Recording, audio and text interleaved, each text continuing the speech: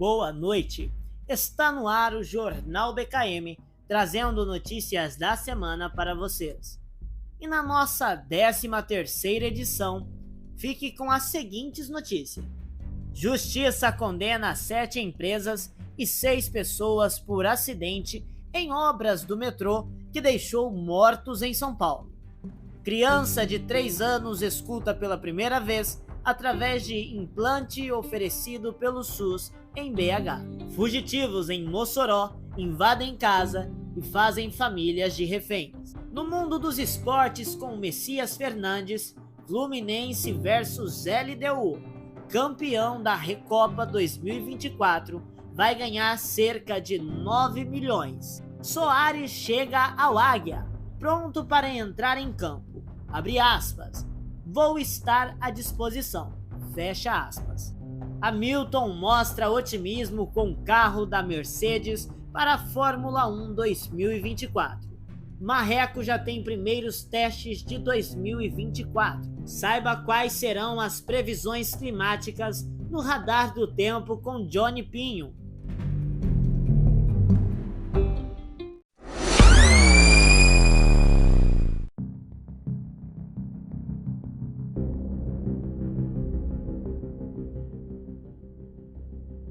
Justiça condena 7 empresas e 6 pessoas por acidente em obra de metrô que deixou mortos em São Paulo. A 5ª Vara da Fazenda Pública da capital condenou construtoras responsáveis pela obra e os dirigentes do metrô da época por improbabilidade administrativa.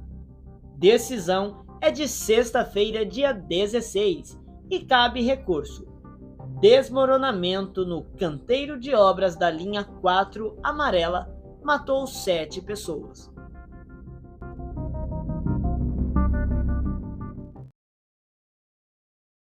A Justiça de São Paulo condenou 7 empresas e 6 pessoas por improbidade administrativa pelo acidente na obra do metrô da linha 4 amarela na Estação Pinheiros, na zona oeste da capital, em janeiro de 2007. A decisão é desta sexta-feira, dia 16, e cabe recurso. O acidente foi registrado no dia 12 de janeiro. 7 pessoas morreram soterradas e mais de 90 imóveis tiveram que ser demolidos por causa dos danos estruturais causados pelo colapso. Conforme o Tribunal de Justiça, as empresas condenadas são construtoras responsáveis pela obra e os dirigentes do metrô na época. Já fragilizado, considerou que as perfurações foram executadas. A 5ª Vara da Fazenda Pública da capital entendeu que cabem danos morais, coletivos e patrimoniais. Considerou que as perfurações foram executadas em locais já fragilizados e que não foram colocados suportes de sustentação em tempo hábil. Na decisão consta também que ficou configurado que as perfurações foram decorrentes de uma tentativa de adiantar o processo da obra, o que afasta a alegação de falta de conhecimento dos requeridos e a imprevisibilidade do incidente. Era do conhecimento geral a existência de não conformidades e do recalque abrupto do maciço, ainda que esses tenham sido deliberadamente subestimados. A conduta adotada é inaceitável diante de uma obra grandiosa, de vulto social importante e de relevante repercussão para a coletividade, salientou o juiz. Ainda conforme o PJ, os condenados deverão pagar quase 240 milhões na ação, parte desse valor ao metrô. As pessoas físicas deverão perder a função pública que, eventualmente, estiverem ocupando e as empresas ficam proibidas de fazer novos contratos com o poder público pelo prazo de 5 anos. Como foi o acidente? Em 2007, o acidente ocorreu no local onde estava sendo construída à estação Pinheiros. 7 pessoas foram soterradas no desabamento. O motorista de um caminhão que trabalhava na construção do metrô, o motorista e o cobrador de um micro-ônibus engolido pela cratera, 2 passageiros do coletivo e 2 pedestres que passavam pelo local. Os corpos dessas 7 vítimas foram retirados dos escombros nos dias posteriores ao acidente, na época. Os corpos dessas 7 vítimas foram retirados dos escombros nos dias posteriores ao acidente. Na época, moradores da proximidade da obra ficaram desalojados. Na tragédia, morreu o motorista Reinaldo Aparecido Leite, que dirigia a van que fazia a linha Casa Verde Pinheiros, e foi engolida quando a cratera abriu. Também morreram o cobrador Wesley Adriano da Silva e os passageiros Márcio Alambertin e Valéria Alves Marmi. O motorista de um caminhão que trabalhava na obra também morreu, Francisco Sabino Torres, ao ser engolido pela cratera. Também morreram no acidente a aposentada Abigail de Azevedo e o office boy Cícero Augustino da Silva, que trabalhavam pela rua na hora da tragédia. E do metrô foram 14 funcionários da linha 4 e do metrô se tornaram réus na justiça, mas ninguém foi condenado. A justiça absolveu em novembro de 2016 todos os responsáveis pela obra. 10 anos depois da maior tragédia em uma obra de metrô no país, em 2017 ainda havia casas com problemas na região. Na época do acidente, 55 imóveis foram interditados, 10 deles foram condenados e 3 precisaram ser demolidos. O consórcio Via Amarela e o metrô só se responsabilizaram por danos causados a moradias que ficam em um raio de 50 metros do centro da cratera. A Defensoria Pública ajudou a costurar um acordo com 65 famílias que se enquadravam nesta regra. A maioria fechou acordo.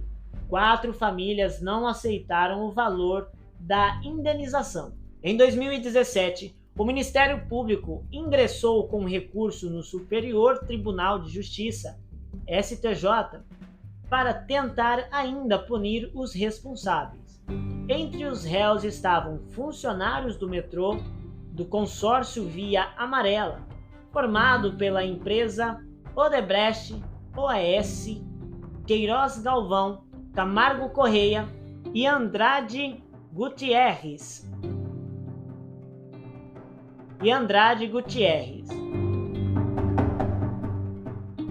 E de empresas que projetaram a obra.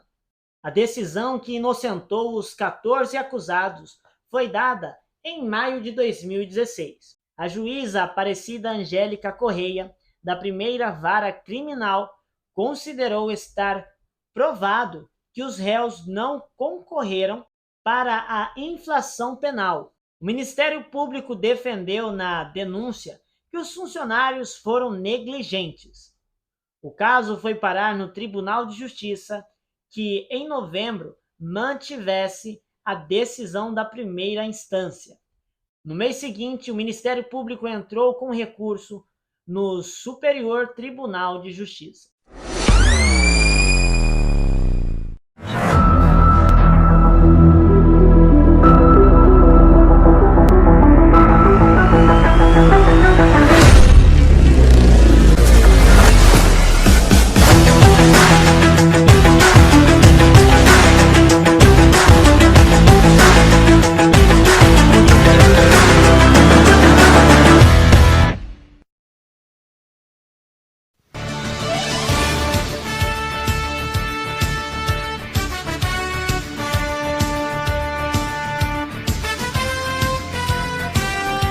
Agora com você, Esportes BKM. Tudo o que você precisa saber sobre o esporte no Brasil e no mundo. O Jornal BKM traz para você um resumo das atualizações do mundo dos esportes. Esportes BKM.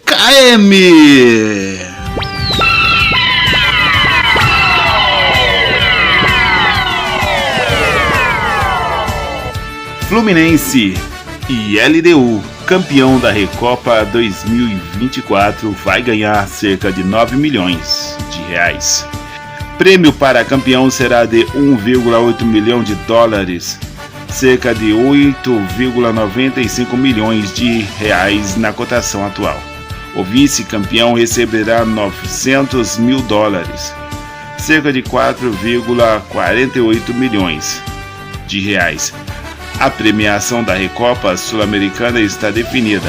O campeão da partida de ida e volta entre o Fluminense e LDU receberá cerca de 1,8 milhões de dólares, cerca de 8,95 milhões de reais na cotação desta quarta-feira. O vice-campeão levará para casa 900 mil dólares, cerca de 4,48 milhões de reais. A primeira partida da Recopa Sul-Americana está marcada para o dia 22 de fevereiro, às 21h30 de Brasília, em Quito, no Equador.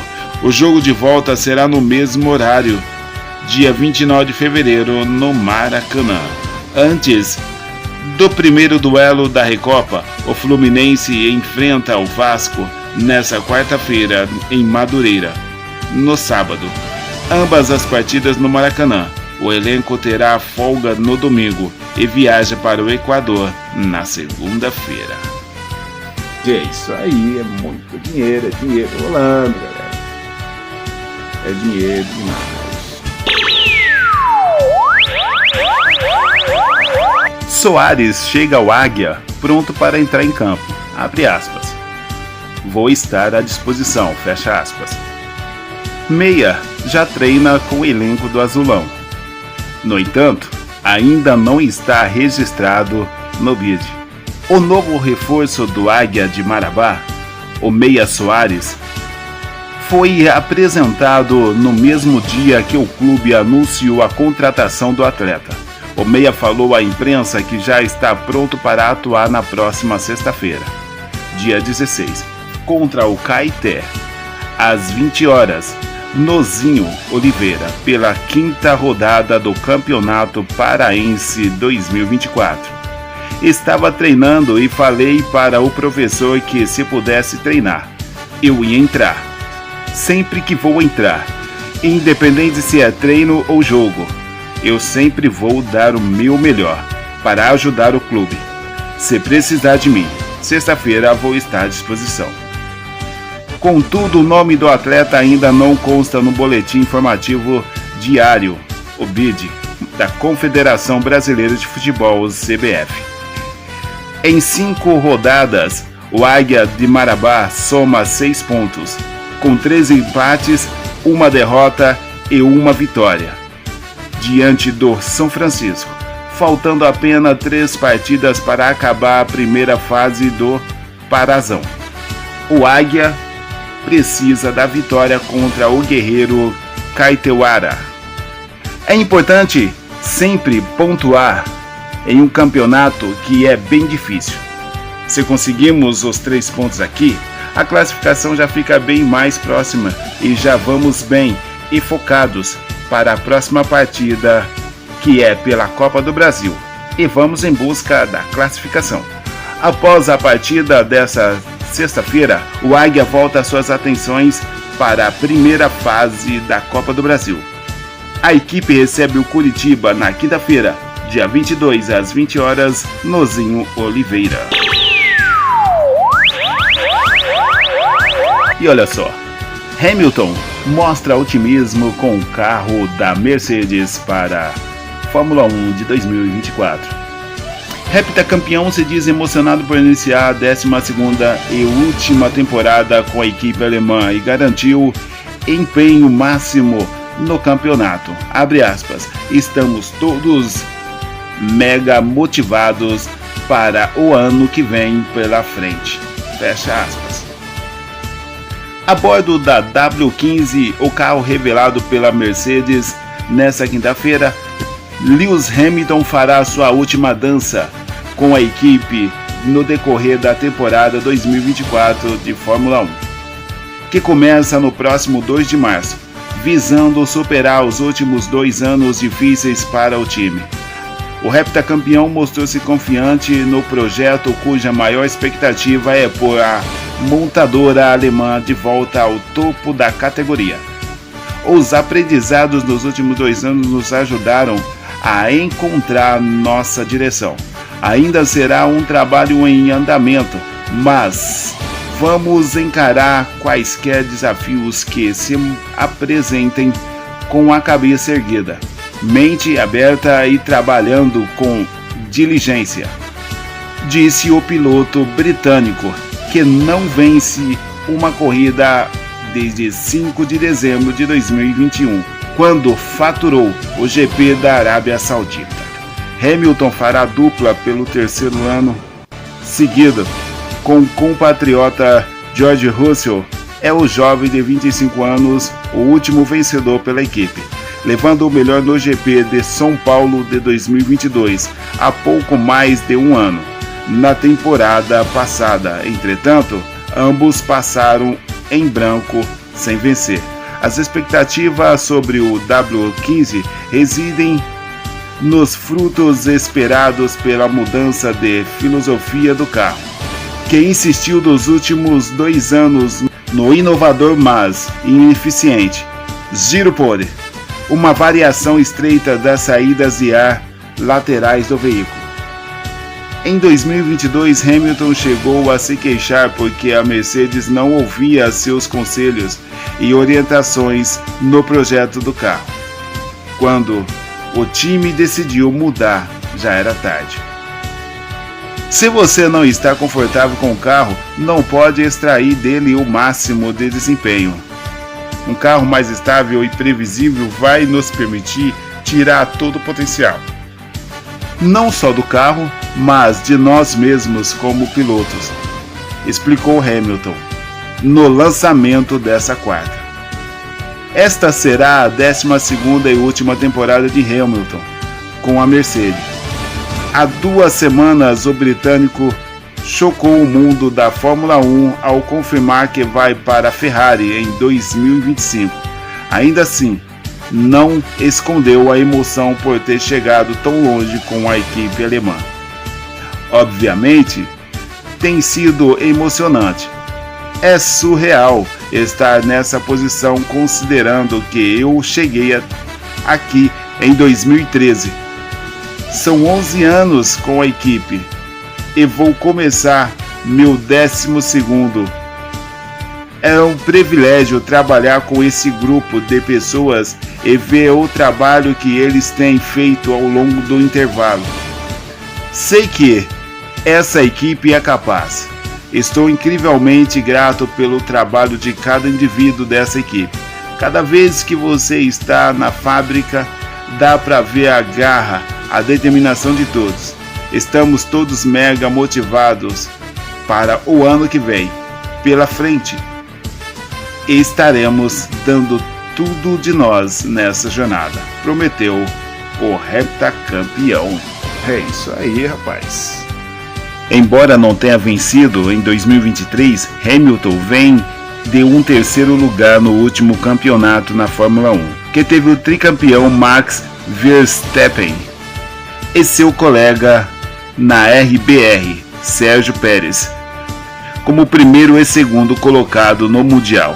A Fórmula 1 retorna em 2 de março de 2024, com o GP de Bahrein, primeira de 24 etapas, na maior temporada da história da categoria. Veja o calendário completo aqui na temporada 2024. O Cartola Express também terá a Fórmula 1. e você vai poder escalar os principais pilotos a partir do dia 25/2. E para finalizar, Marreco já tem primeiros testes de 2024. A equipe beltronense faz um jogo treino contra Mangueirinha nesta quarta-feira, dia 14. O Marreco tem uma série de testes nessa temporada de 2024. O time de Francisco Beltrão recebe o Mangueirinha na tarde de quarta-feira, 14, às 16 horas, no Arrudão. Em seu primeiro jogo treino, as duas equipes vão se enfrentar novamente no Série Ouro do Campeonato Paranaense, que começa em março. Na noite de sexta-feira, às 19 horas, o Marreco joga um amistoso fora de casa contra o Videira, em Santa Catarina, no Complexo Esportivo Sérgio Luiz Marafon. Em seguida, na quinta-feira, dia 22, o time do técnico Banana tem um amistoso fora de casa contra a Ampere Futsal, equipe que também disputa a Série Ouro do Paranaense. A partida começa às 19 horas. Nos dias 23 e 24 de fevereiro, o Marreco Futsal vai disputar um quadrangular na cidade de Fazenda Rio Grande. Além do time da casa e da equipe beltronense, também disputam a competição APAF de Paranaguá e o Paraná Clube. O Marreco Futsal estreia no Paranaense no dia 6 de março, uma quarta-feira, diante do Umuarama, na Liga Nacional. A equipe beltronense estreia no dia 22 de março, no Arrudão, contra o Joaçaba, de Santa Catarina. Muito bem, esses foram o resumo do mundo dos esportes para você.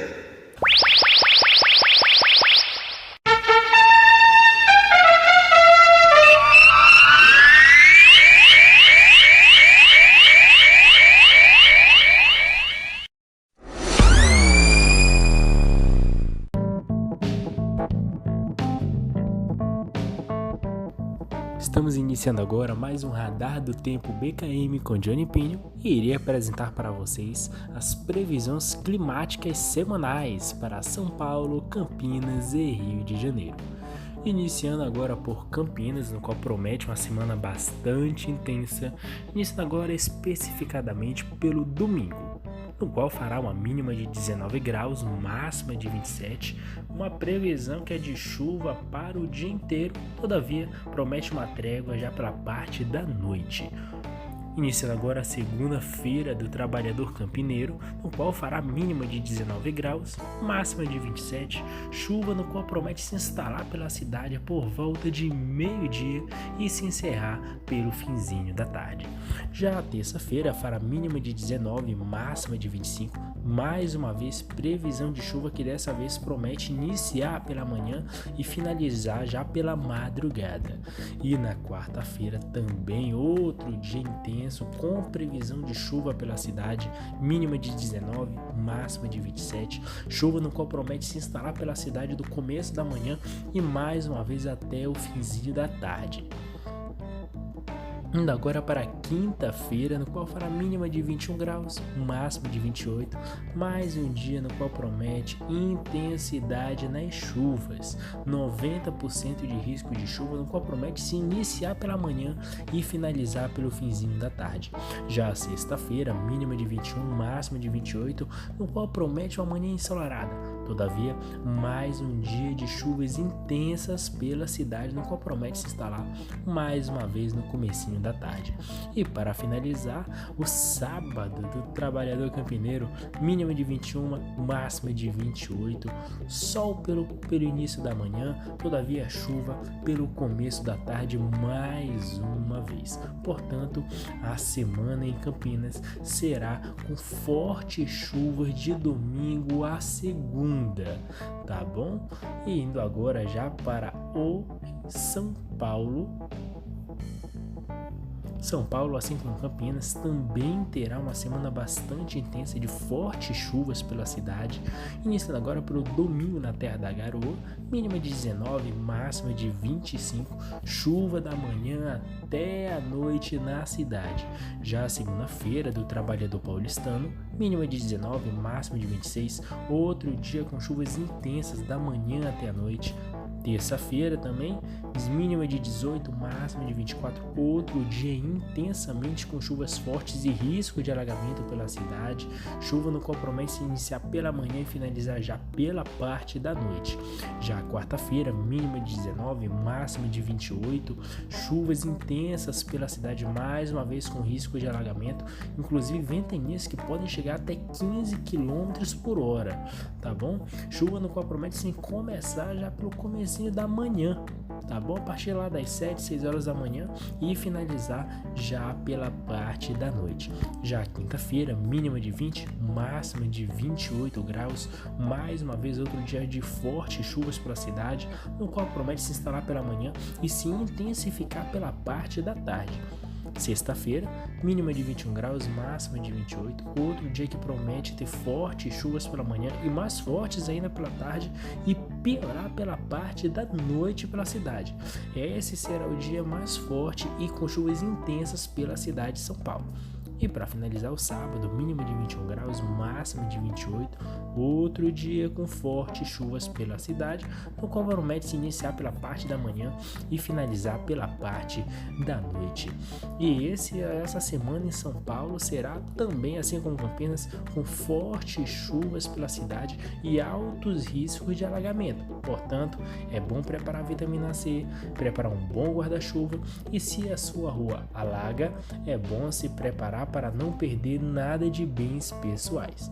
E para finalizar, o Rio de Janeiro, a cidade maravilhosa, terá um domingo bastante chuvoso, mínima de 25, máxima de 29, chuva no qual promete se instalar pela parte da manhã e finalizar pela parte da noite. Iniciando agora a segunda-feira do trabalhador carioca, mínima de 24, máxima de 29. Outro dia de fortes chuvas pela cidade, no qual promete se iniciar pela parte da manhã, dar uma trégua pela tarde e retornar pela parte da noite. Terça-feira, mínima de 24, máxima de 28. Outro dia que promete fortes chuvas pela cidade. Uma manhã ensolarada, todavia, com 50% de risco de chuva pela parte da tarde, com ventos que podem chegar até 10 km por hora. A quarta-feira, mínima de 24, máxima de 28, outro dia que promete amanhecer com bastante chuvas pela cidade e chuvas que só vai terminar pela madrugada. Já a quinta-feira, mínima de 26, máxima de 30, outro dia chuvoso na cidade maravilhosa, zero dia para ir para a praia, um péssimo dia para ir para a praia. A quinta-feira na cidade maravilhosa, que promete ser um dos dias mais intensos da semana, chuva que inicia pela manhã e só finaliza mais uma vez pela madrugada. Já a sexta-feira, mínima de 26, máxima de 31, tá bom? Com altos índices de chuva e dessa vez alagamentos pela cidade, um dos dias mais intensos da semana, tá bom? Chuva que promete se instalar pela parte da manhã e finalizar já pro finzinho da noite. E para finalizar, o sábado é o dia que promete trégua na cidade maravilhosa, mínima de 26, máxima de 32, zero risco de chuva, um tempo bastante aberto e limpo pela cidade do Rio de Janeiro. E esse foi mais um radar do tempo BKM, no qual, como vocês podem ver, promete uma semana bastante intensa e com altos índices de chuva por São Paulo, Campinas e Rio de Janeiro. Boa semana para você ficar em casa e péssima semana para você que curte uma praia ou também precisa utilizar o transporte público e as principais vias de sua cidade.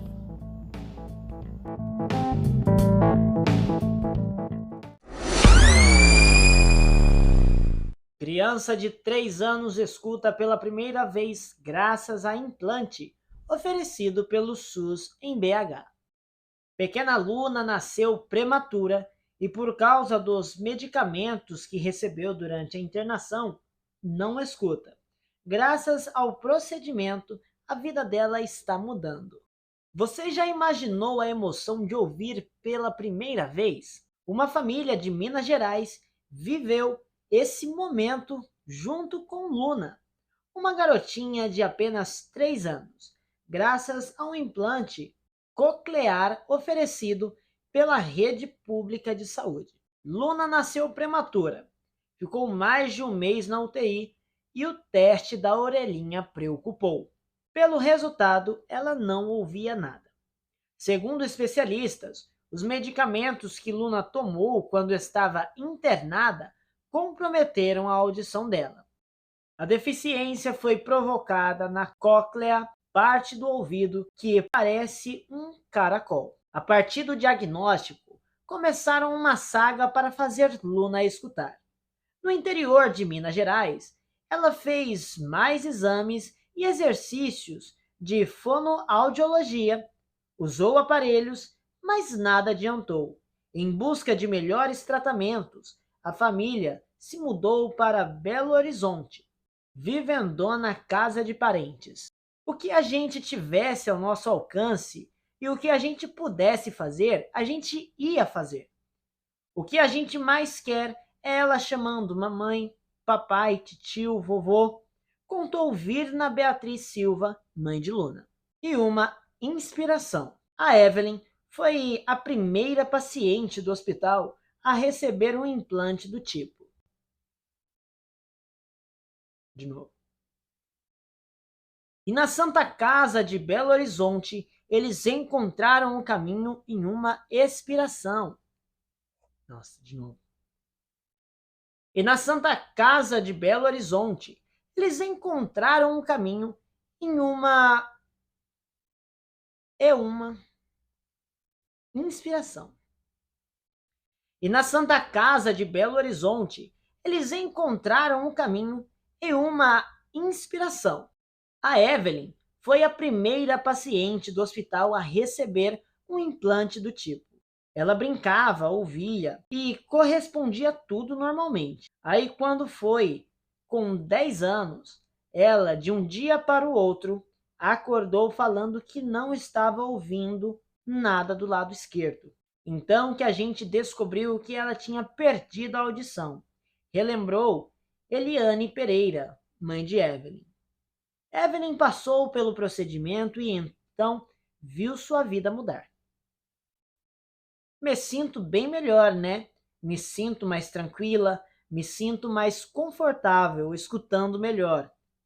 Eu me sinto muito bem, narrou Evelyn Fernanda de Assis, de 12 anos.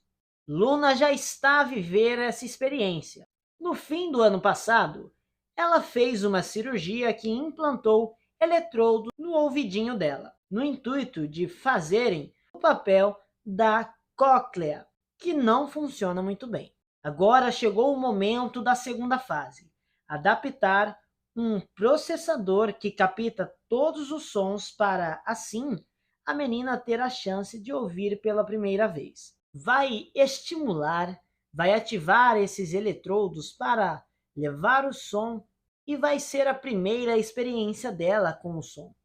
A cóclea recebe este estímulo, transforma em estímulo nervoso e leva para o cérebro, explicou Miriam Cabral Moreira de Castro, chefe do Serviço de Otorrinolaringologia da Santa Casa em BH. A menina recebeu bem o aparelho que vai fora do ouvido. A partir daí, começaram os testes.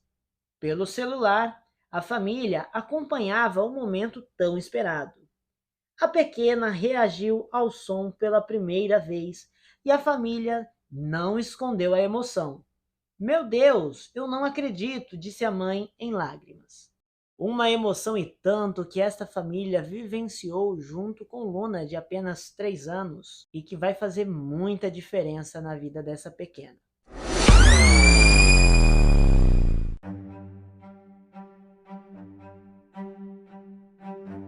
Fugitivos de Mossoró invadem casa, fazem família reféns, pediram para acessar redes e roubaram celulares. Propriedade invadida fica a cerca de 3 quilômetros da Penitenciária Federal de Mossoró. Os dois ficaram na casa cerca de 4 horas. Buscas entraram no quarto dia neste sábado, dia 17. Os fugitivos da Penitenciária Federal de Mossoró invadiram uma casa na zona rural na noite dessa sexta-feira, dia 16. Fizeram uma família refém e roubaram 2 celulares. A casa fica a cerca de 3 quilômetros da Penitenciária Federal de Mossoró, na comunidade de Riacho Grande. A fuga aconteceu na última quarta-feira e é a primeira registrada na história do sistema penitenciário federal, desde sua criação em 2006. De acordo com um morador, um homem de 50 anos, os 2 criminosos chegaram à casa por volta das 20 horas, simulando estarem armados. O cachorro começou a latir e o morador foi ver o que era, momento em que foi rendido pelos fugitivos. Eles entraram na casa, jantaram, pediram para acessar redes sociais e ficaram no local até meia-noite. Segundo o Globo News, os 2 teriam levado uma faca. Na casa estavam o proprietário e a esposa dele, de 46 anos. Segundo o morador, logo na chegada, eles se identificaram dizendo que eram os fugitivos da penitenciária. Eles foram embora levando 2 celulares, ovos, água e laranja. O morador acionou a polícia por volta das 3 horas. Ele contou que esperou um tempo para ir até a casa do irmão e de lá foram em busca de uma barreira policial para comunicar o fato.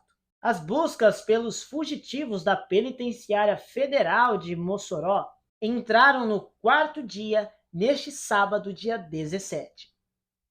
Mais de 300 agentes de segurança das forças estaduais e federais atuam nas buscas que se concentram em um perímetro de 15 quilômetros em torno do presídio.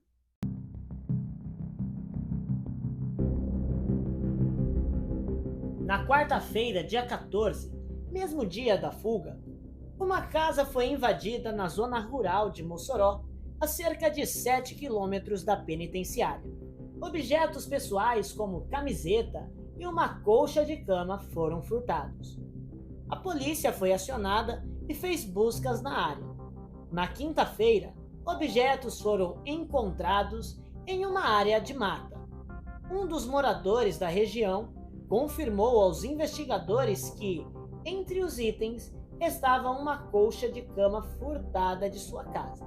A Polícia Federal recolheu o material biológico desta casa. As amostras encontradas serão confrontadas com informações genéticas dos fugitivos. Já na sexta-feira, dia 16, com a ajuda de cães farejadores, uma camiseta de uniforme de presidiário foi encontrada na mata.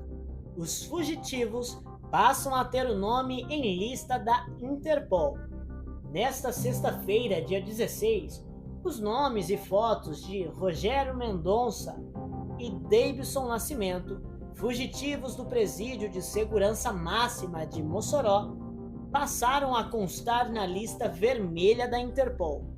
Logo após a fuga, o Brasil pediu a inclusão na lista da Interpol, normalmente utilizado para cooperação entre as polícias e diferentes países quando criminosos perigosos conseguem fugir das ações onde são procurados. Morte de adolescente, rebelião. Quem são os fugitivos? Os 2 presos são do Acre e estavam na penitenciária de Mossoró desde 27 de setembro de 2023. Eles foram transferidos após participarem de uma rebelião no presídio de Segurança Máxima Antônio Amaro, em Rio Branco, que resultou na morte de 5 detentos, 3 deles decapitados. Os 2 homens são ligados ao Comando Vermelho, facção de Fernandinho Beiramar, que também está preso na Unidade Federal de Mossoró. Rogério da Silva Mendonça é acusado de assaltos no Acre. Já foi preso acusado de mandar matar o adolescente Taylon Silva dos Santos, de 16 anos, em abril de 2021. Após o crime, Rogério foi transferido para o presídio Antônio Amaro Alves, na capital, para o regime disciplinar diferenciado, onde ficou desde então, até ter sido transferido ao Rio Grande do Norte. Rogério responde a mais de 50 processos. Ele é condenado a 74 anos de prisão, somadas as penas de acordo com o Instituto de Administração Penitenciária do Acre. Já Davidson Cabral Nascimento tem o nome ligado a mais de 30 processos e responde por crimes de organização criminosa, tráfico de drogas e roubo. Ele tem 81 anos de prisão em condenações.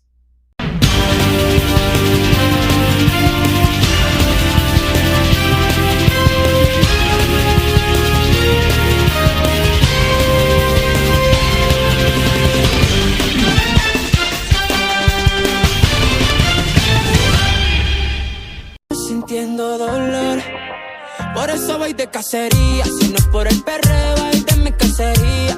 Yeah, chingando puro mis heridas. Ya me quita el dolor, yo le quito la lancería. Yeah, por eso voy de cacería. Yeah, de cacería, chingando puro mis heridas. Yeah, si curo mis heridas, porque si uno no me quiere me busco a otra. No podemos perder tiempo, la vida es corta. En el party la baby se reporta. Es porque quieren perreo, nunca se agota. Flota como está. Después de un shot, la nota es otra. Hace calor, se quita la ropa. Pues estás para el jangueo, es su único deseo. Porque cuando un amor se va, nada nos queda.